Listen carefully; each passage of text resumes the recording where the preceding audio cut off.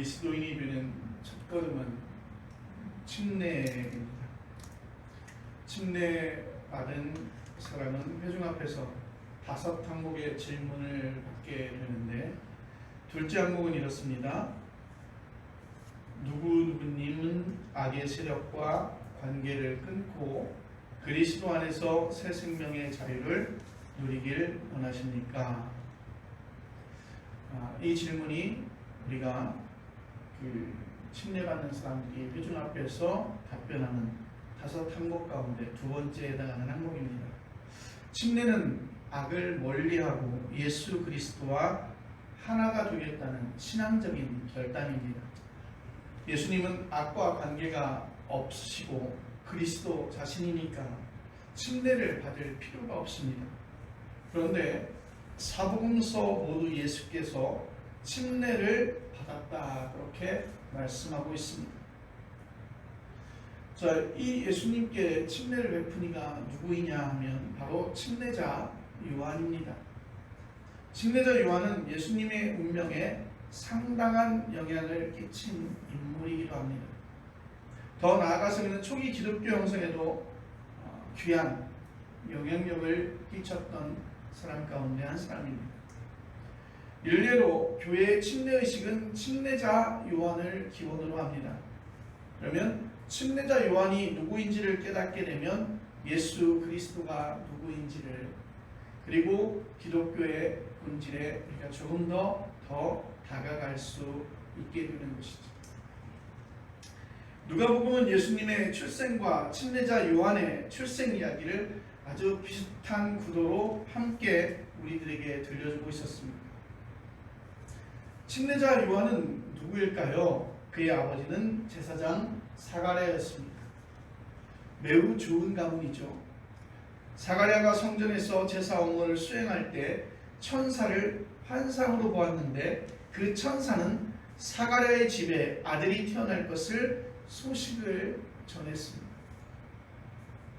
이미 사가랴와 그의 아내 엘리사벳 사이에는 오랜 동안 자녀가 없었습니다. 엘리사벳은 이제 임신할 수 있는 기간을 이미 넘어서서 매우 몸이 늙은 상태였습니다. 그런데 아기를 낳게 된다는 말에 그는 놀랄 수밖에 없었고, 그 말을 천사에게 사가랴가 들은 것입니다. 이 말씀을 살펴보면 예수의 어머니 마리아가 요셉과의 성관계없이 임신하게 되고 아들을 낳게 된다는 사실을 암시하고 있는 말씀이기도 합니다. 누가복음은 요한을 낳은 엘리사벳을 마리아의 친족이라고까지 그렇게 말했습니다. 그게 어느 정도 객관성이 있는 설명인지는 우리는 알 수 없겠지만, 침례자 요한과 예수와는 아주 긴밀한 관계였다는 사실을 이런 방식으로 우리들에게 전해주고 있는 것입니다.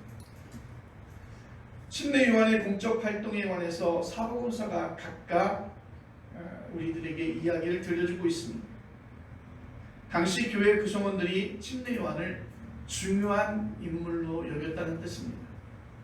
그 활동에 관한 이야기를 간추리면 침례 요한은 출가하여 요단강 서편 유대 광야에서 설교를 시작했습니다. 가만히 있었으면 제사장의 직분으로 제사장이 되었고 제사장의 자녀이기 때문에 그 제사장의 역할을 감당한 아주 성별된 사람이었지만, 그는 그 길을 따르지 아니하고 출가해서 요단강 서편 유대 광야에서 그는 말씀을 전하기 시작했습니다. 그의 설교의 핵심은 무엇입니까? 마태복음 3장 2절에 기록된 대로 회개하라, 천국이 가까이 왔다라는 말씀이죠. 회개하라, 천국이 가까이 왔다. 이 메시지는 뒤로 이어지는 예수님의 설교에도 그렇게 반영되어지고 예수님의 가장 중요한 메시지이기도 합니다. 많은 사람이 침례 요한의 설교를 듣고 그에게 침례를 받으려고 광야로 몰려들었습니다.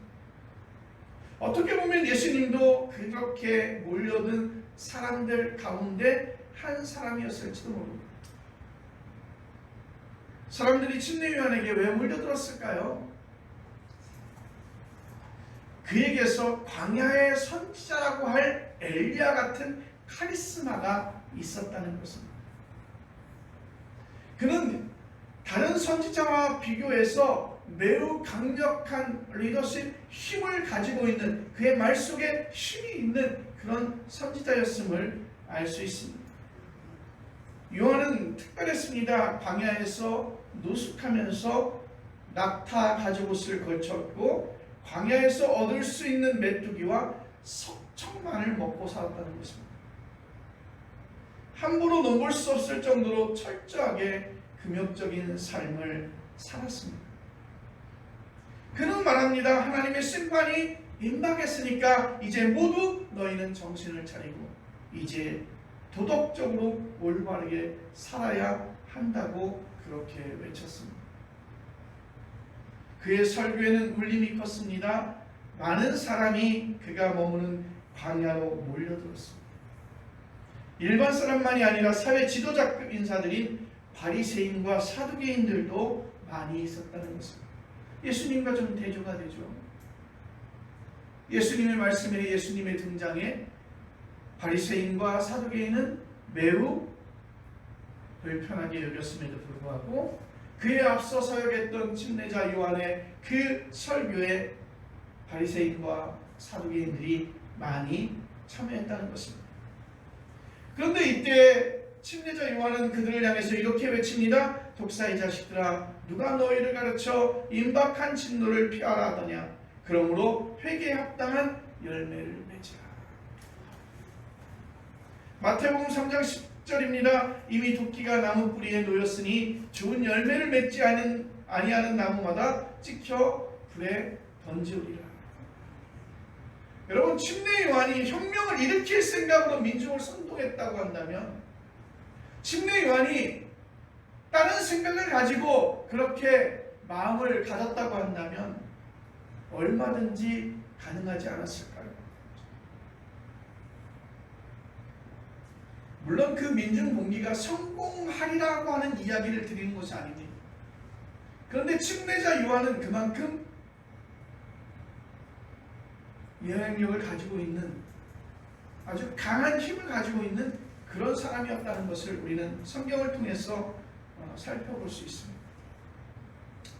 그럴 정도의 힘을 가지고 있는 침례 요한의 대중적인 인기가 얼마나 컸을까. 감옥에 갇힌 요한이 제자들을 예수께 보냅니다. 그리고 그 예수님께 제자들이 요한의 메시지를 전하는데, 마태복음 11장 3절에 우리가 기다리고 있는 메시아가 당신입니까? 우리가 기다리고 있는 메시아가 당신입니까?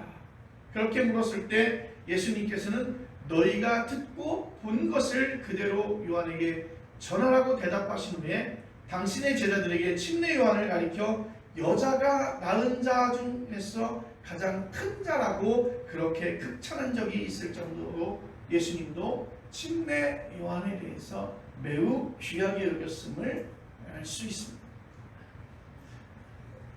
하여튼 예수님께서는 그에게서 침례를 받았고 그의 메시지에 큰 영향을 또한 받았습니다. 침례 요한의 제자 가운데 몇 사람은 예수님의 제자가 되기도 했습니다.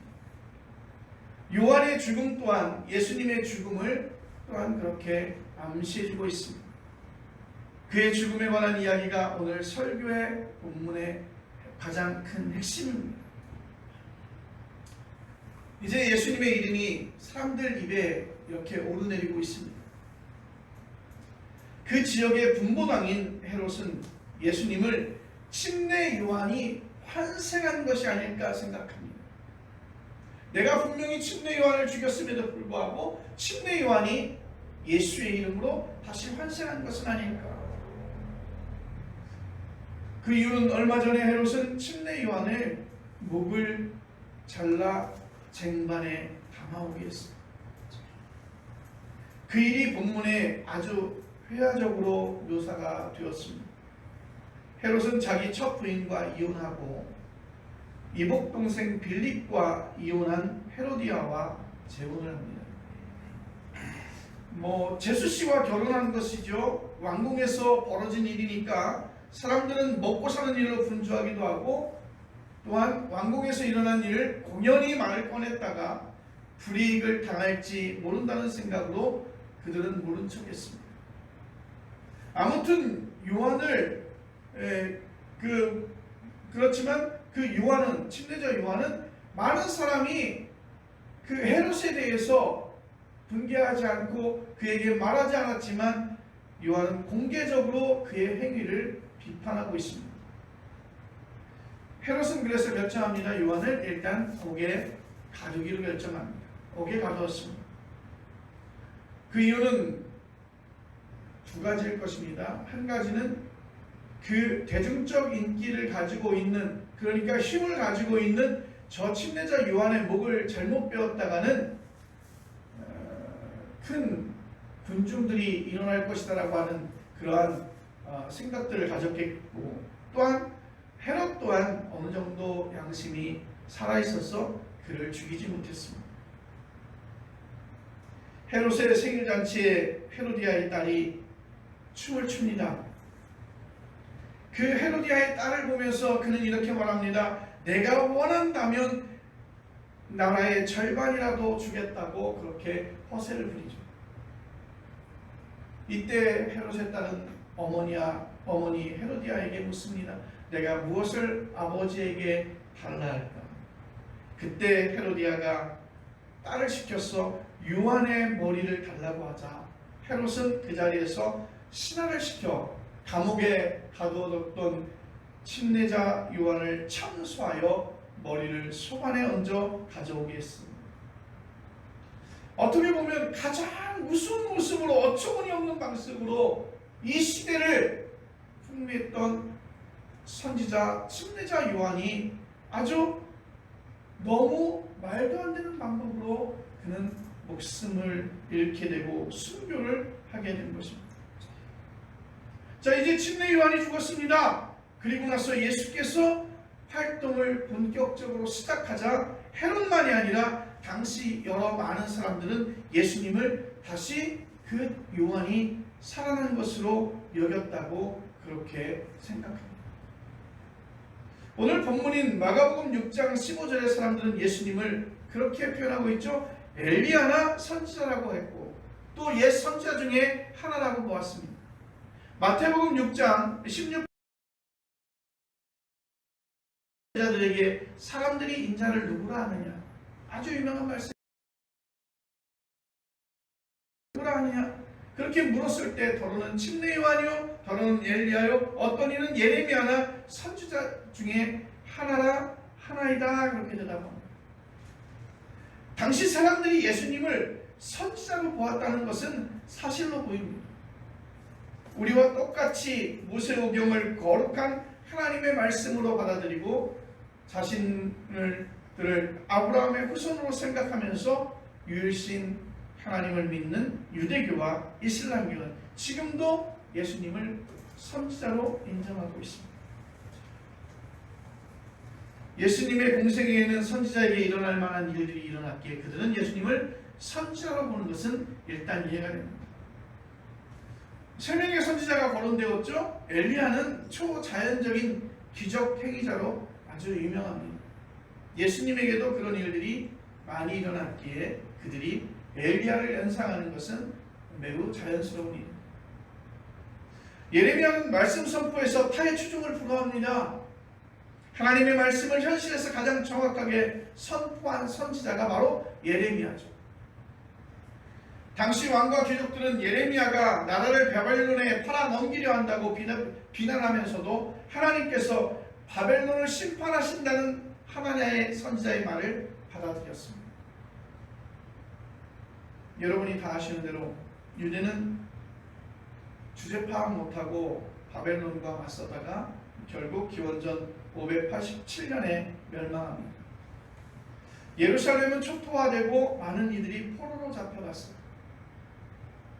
예수님 당시의 사람들은 예수님의 말씀 선포를 예루살렘 제사장들과 서기관들과 바리새인들이 외면했기에 예레미야와 비슷한 운명의 선지자라고 생각한 것 같습니다. 아무튼 침례 요한과의 관계는 더 설명할 필요도 없습니다. 예수께서 침례 요한에게 침례를 받았고 회개와 하나님 나라에 관한 메시지에서도 큰 영향을 받았기에 당연히 제2의 침례 요한이라고 사람들이 생각하는 것이죠. 자, 그러나 우리가 복음서는 예수님이 선지자라고 하는 세간의 평가를 받아들이지 않았습니다. 만약 선지자라고 하는 평가를 수용했다면 예수님 당시는 물론이고 제자들과 초기 그리스도인들도 큰 어려움을 겪지 않을 수도 있었을 것입니다. 유대의 사내들인에서 신문당할 때 예수님께서는 반복해서 당신이 그리스도냐? 당신이 하나님의 아들이냐? 이 질문을 받았습니다. 그게 유대인에게는 가장 심각한 문제였죠. 우리들이 볼 때 예수는 선지자이기는 하나 그리스도, 즉 메시아일 수는 없었으니까. 특별한 존재인 것은 맞지만 그를 메시아나 그리스도라고 여기지 않았다는 것입니다. 지금도 그들은 그리스도인들을 향해서 예수가 그리스도라고 하는 증거를 대라고 말하고 있습니다. 예수 이전이나 이후나 세상은 전혀 달라지지 않았기에 어떻게 예수가 그리스도, 즉 하나님께서 보내신 메시아, 그러니까 구원자이냐는 말이 우리에게 계속해서 반론을 펼치고 있습니다. 저는 이 말씀 일리가 있다고 생각합니다. 그들이 왜 이렇게 말하는지. 여러분, 그들에게 무엇이라고 대답하시겠습니까? 우리에게는 예수님은 그리스도이십니다. 예수님은 우리에게 구원자였습니다. 내가 그것을 믿습니다. 이때 그들은 말합니다. 예수님이 이 세상에 오셨는데 이 세상을 구원할 목적으로 오셨는데 왜 구원하지 못했나요? 여러분, 지금도 우리는 예수님을 나의 그리스도시요 살아계신 하나님의 아들이라고 그렇게 고백하면서도 불구하고 그렇게 구원을 받았다고 믿는 우리들에게도 왜 여전히 불안하고 실수도 하고 온갖 불행한 일을 경험할까요? 사람들이 일정할 만한 아주 구체적이고 분명한 구원의 현실이 없는데도 우리는 예수님을 그리스도라고 주장할 수 있을까요? 그런 문제를 제기하는 이들이 여러분 교회 밖에 있는 것만이 아니라 교회 안에서도 많이 있습니다. 어쩌면 지금 예배에 참석한 여러분, 우리 자신도 함께 그런 생각에 빠져 있는지도 모릅니다. 예수님, 그래 존경할 만한 대상으로 우리가 여기거나 정말 훌륭한 분이라고 인정하긴 하지만 그분이 자신을 구원할 그리스도라고 하는 사실을 인정하기는 어렵다고 그렇게 생각할 수 있습니다. 말로는 인정하죠. 말로는 그렇게 고백합니다. 그러나 영혼의 깊이에서는 설득이 안 될 수도 있다는 것입니다. 여러분, 오늘 이 시간 여러분의 신앙생활에서 그 영혼의 간절함을 찾아보시기를 간절히 바랍니다.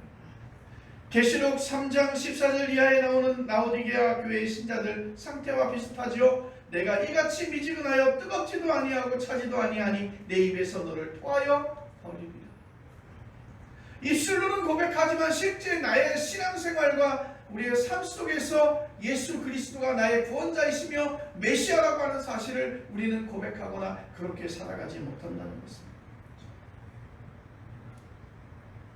그래서 계시록 3장 20절에 이렇게 말합니다. 볼지어다 내가 문 밖에 서서 두드리노니 누구든지 내 음성을 듣고 문을 열면 내가 그에게로 들어가 그와 더불어 먹고 그는 나와 더불어 먹으리라. 아멘. 생명과 구원의 차원에서 예수 그리스도와 아주 긴밀하고 특별한 관계가 없는 신앙은 성립될 수 없다는 뜻입니다. 여러분, 우리는 어떻습니까? 예수님은 우리에게 선지자인가요? 아니면 선지자 너머의 그리스도이신가요? 도대체 선지자와 선지자 너머에는 실제로 어떤 차이가 있을까요? 유대의 마지막 선지자 침례 요한을 비롯한 모든 선지자는 하나님의 심판과 거기에 따른 윤리 도덕적인 변화를 외쳤습니다. 회개하라 천국이 가까웠다 그렇게 외쳤던 침례 요한의 그 회개는 과연 어떤 것일까? 여러분, 변하지 않으면 심판을 피할 수 없습니다. 선지자들 앞에서 사람들은 양심의 가책을 많이 받았죠. 침례 요한의 설교를 들은 사람들에게서 보듯이 실제로 새로운 삶을 시작한 사람들이 많이 있었을 것입니다. 인간의 도덕적인 변화, 사회 정의를 부르짖는 선지자들은 인류 역사에 반드시 필요했습니다. 지금 이 시대에도 사회의 개혁, 경제의 개혁, 모든 삶의 그 모든 지표에서 개혁을 외치는 사람들이 있습니다. 어떻게 보면 우리가 한글을 알지 못해서 문맹으로 살았던 사람들이 그를 깨우치는 것과 마찬가지로, 그를 깨우치면서 새로운 세계를 바라보는 것과 마찬가지로 그렇게 계몽적인 그러한 일들을 실제로 지금도 부르짖고 있는 사람들이 있지 않습니까? 인류 역사에 반드시 필요한 사람. 어떻게 살아야 인간다움으로 잘 살 수 있을까? 어떻게 우리가 함께 지켜진 그 약속들을 잘 지켜가면서 우리의 삶을 살아갈 수 있을까? 우리가 살면서의 서로에게 그 약속들을 지키는 것이죠. 예수님도 선지자들의 역사적 전통에 두 발을 딛고 있긴 하지만 근본에서는 좀 다른 모습입니다. 예수님은 하나님의 심판이 아니라 하나님의 사랑을 선포했습니다.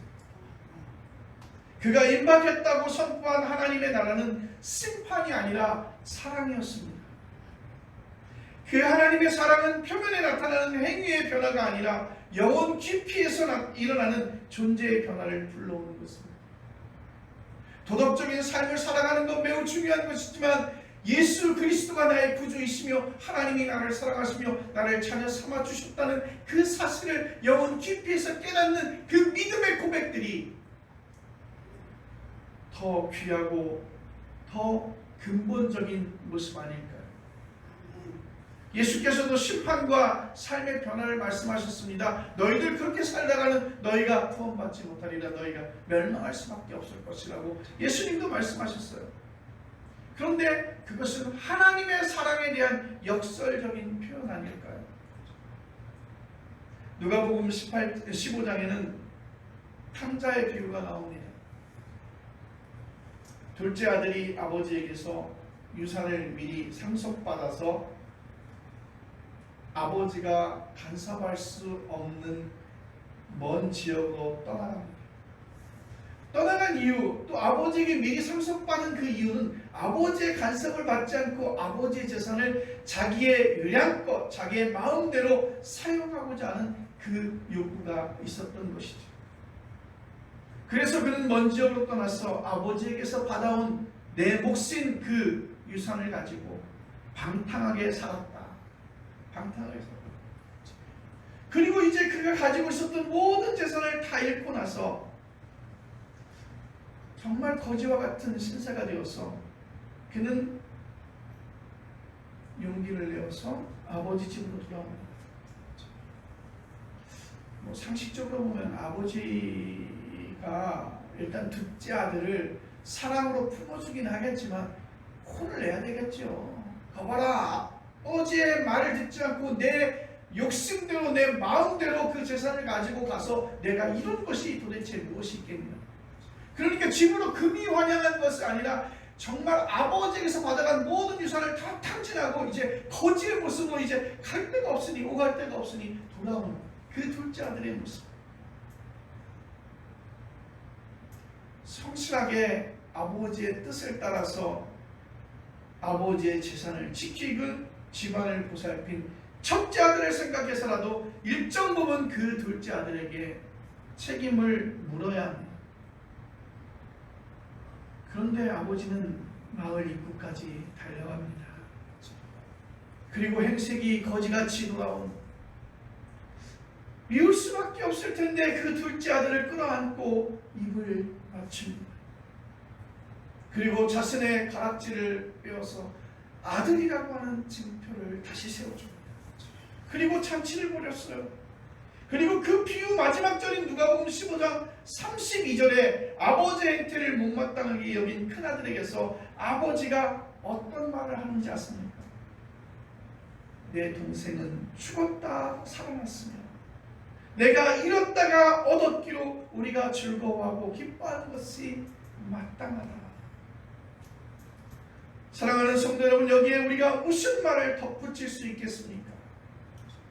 예수께서 전하신 하나님은 왜 바리새인처럼 세련되게 살지 못했냐고, 왜 존경받는 인물이 되지 못했냐라고 따져 물으시고, 노숙자면 노숙자 그대로 민폐를 끼치는 사람이라면 그런 사람 자체로 인정해 주시는 분이심을 기억하시길 바랍니다.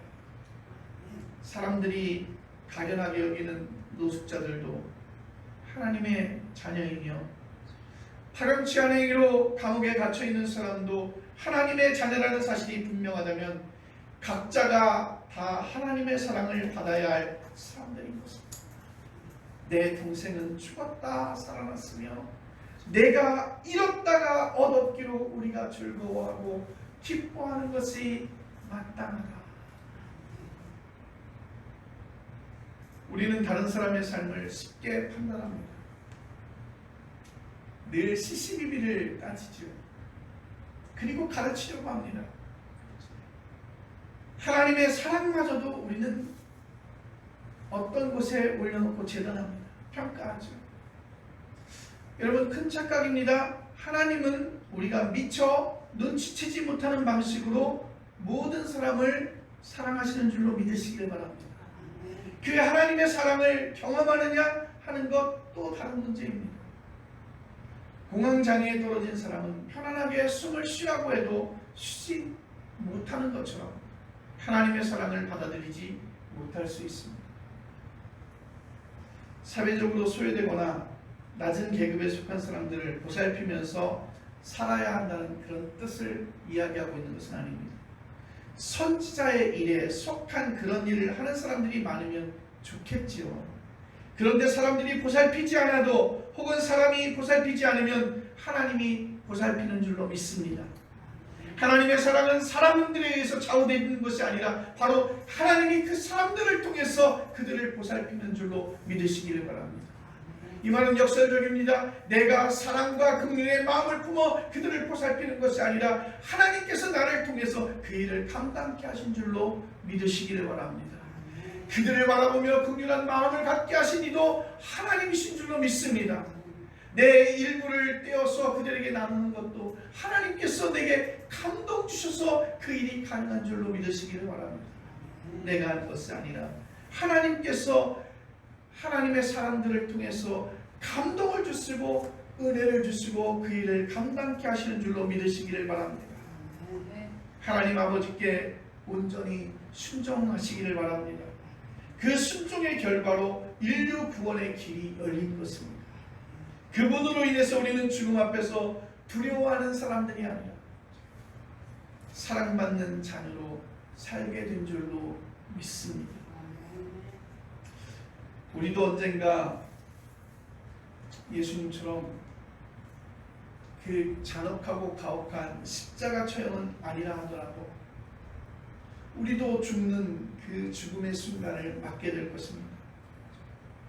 내가 존경받는 사람으로 살았거나 아니면 비천하게 살았거나 죽음의 순간은 모두에게 똑같은 무게로 다가올 것입니다.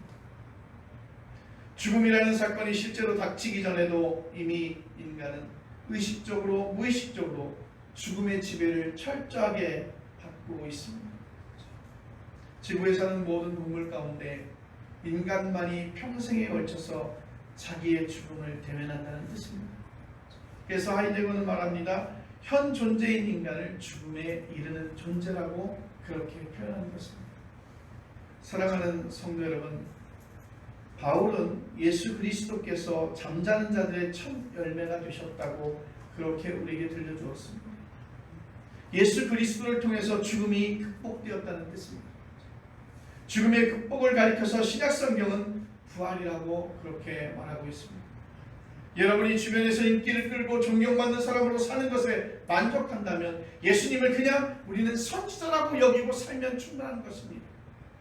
그러나 오늘 죽음을 극복한 사람으로 살기 원하면, 우리가 죽음을 이긴 자로 살기를 원하면, 이제는 자유함을 가지고 있는 하나님의 자녀로 살기를 원하면 예수님을 그리스도로 경험해야 될 줄로 믿습니다. 예수님은 선지자 너머의 삶을 살았던 분입니다. 우리를 죄와 죽음에서 구원하신 그리스도이신 줄로 믿습니다. 이러한 여러분의 믿음의 고백, 믿음의 삶들이, 여러분의 그 고백들이 예수 그리스도를 나의 유일한 구원자로 우리는 선포하며 고백할 수 있는 것입니다. 기도하겠습니다.